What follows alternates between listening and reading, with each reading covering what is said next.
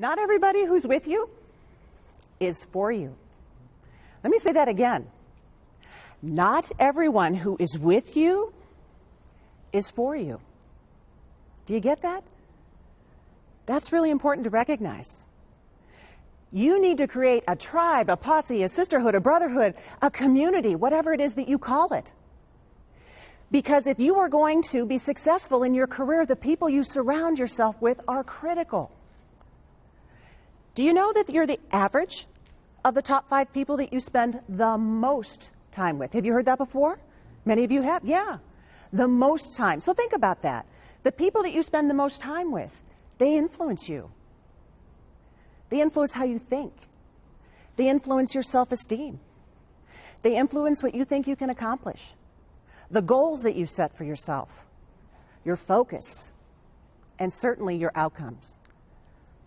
So if I say the term energy vampire, do you know what I mean? And I can see from your faces that you do. It's those people, they just suck the life out of you. They're exhausting with their negativity. Are they in your inner circle? Are they in the group of people that you spend the most time with? Because if they are, you've got some decisions to make.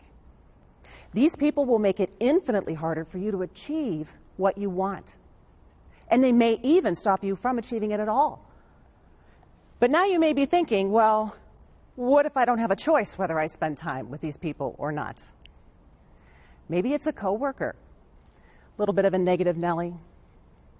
Maybe it's a boss, just a wee bit cranky. Or maybe it's family. I love my mother.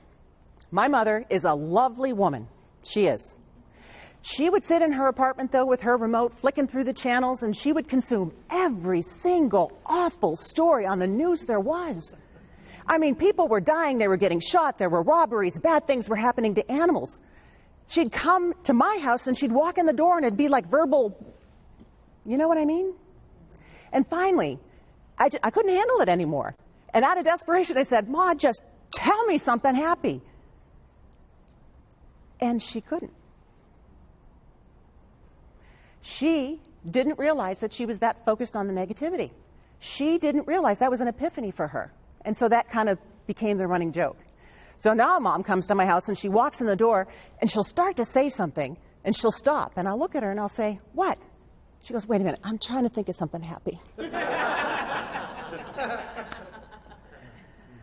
Not an easy conversation to have. I mean, it's my mother. My mother, the woman who brought me into this world and also reminded me she could take me out of it. But think about the people that you need to put some distance between. Think about the people that you need to have a conversation with. It may not be easy, but it's necessary. So here's what I want you to do instead. Strive to thrive with 5. Who are the 5 people that you're going to surround yourself with for success? Who are the people that are going to help you get to where you're going? Who are the people who are already doing it? Who are the people who are just a little further down the path than you are? Find them, connect with them, allow them to support you, and you support them. Make those relationships a priority. You need to pick. You need to choose the 5 that you will thrive with. And all I encourage you to do is to choose carefully.